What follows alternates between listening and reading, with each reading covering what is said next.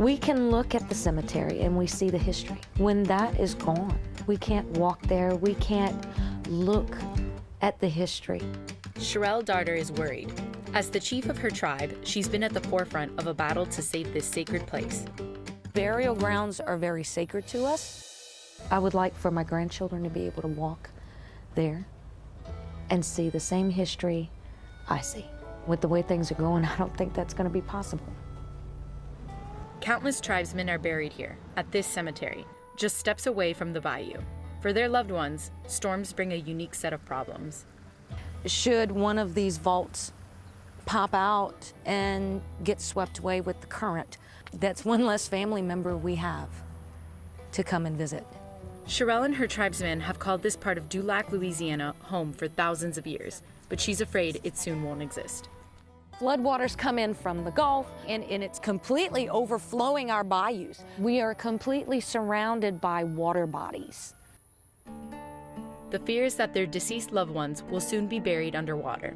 Dulac, like many coastal towns in Louisiana, is facing a crisis, a disappearing coast. A problem that this region has faced well before Hurricane Katrina, but made far worse after the devastating effects 10 years ago.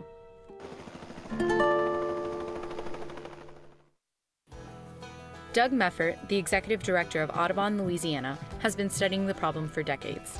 Tell us a little bit about what we're doing here today and why we're getting on this plane. Well, we're getting on this plane so we can see some of the coastal wetland restoration projects and some of the storm surge protection measures that have been implemented since Hurricane Katrina. And really seeing it from a plane like this is the best way to get a complete picture of what it looks like. We're straitjacketing the Mississippi River. We've been leveeing the Mississippi River for hundreds of years. So it's all the sediment that's in the Mississippi River, it's all going out into the Gulf of Mexico, basically off the continental shelf where it can't build land. Land that has been eroded from the coast, sparking the need to restore Louisiana's vanishing wetlands. Do things still look the same as it did 10 years ago? Right now they look worse than since Hurricane Katrina. We lost 100 square miles of wetlands directly from Hurricane Katrina. We're trying to rebuild, and that's a long-term process that we need to invest in for decades to come. 3 miles of wetland can reduce a storm surge by 1 foot, and so the more wetlands and natural systems that you have, the less you are reliant on that last line of defense, which is a levee or a storm surge barrier. And while the same levees built to protect New Orleans from flooding hold back much-needed sediment for wetlands, neither can be left out of the solution. In terms of levees and flood walls, there's been a great deal of emphasis in the metropolitan area of New Orleans. But New Orleans depends on coastal communities, and coastal communities depend on port cities like New Orleans. And so that's why we emphasize the restoration of the delta and our coastal marshes and have some levee protection projects in coastal communities, because the communities relate to each other and the economies relate to each other. Ever since Katrina, even now, 10 years later, iconic places like this, Jackson Square in New Orleans, come to mind. But a lot of what was impacted by the storm and where many of the city's problems lie are out there, past the Mississippi River on a vanishing coast. Southeast of New Orleans on Big Mar, engineers have built what's called a freshwater diversion to recreate marsh lost in the storm. Theron Henkel is a coastal scientist who hopes that these freshwater diversion systems are the solution for rebuilding the coast.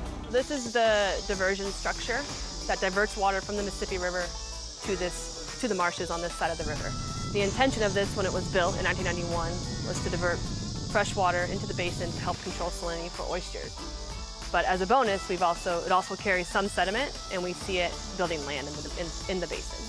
The marsh across Louisiana's wetlands acts as a natural barrier against storms.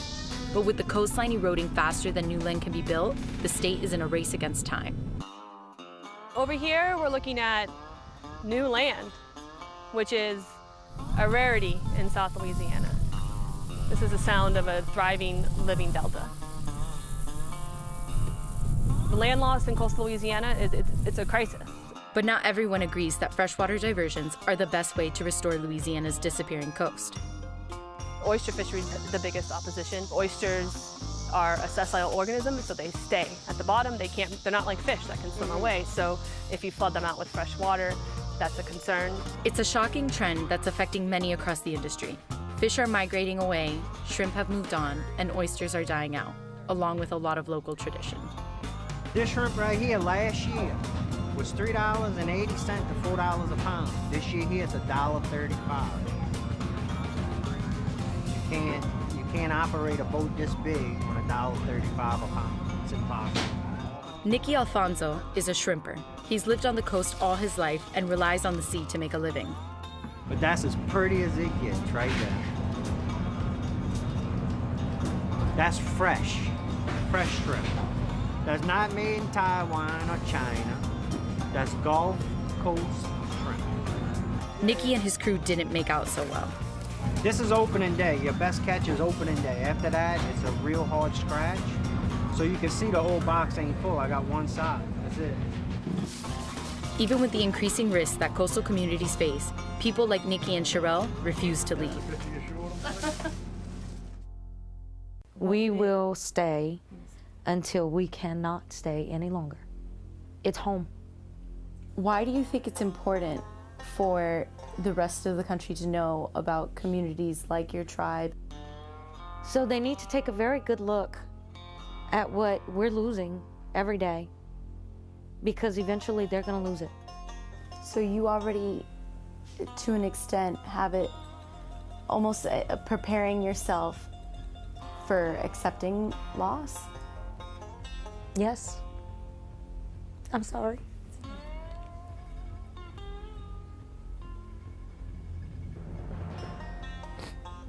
It's reality. And that reality is that one day this will be gone. And we have memories to take with us. I'm Raquel Chisholm in New Orleans, and this is Fusion.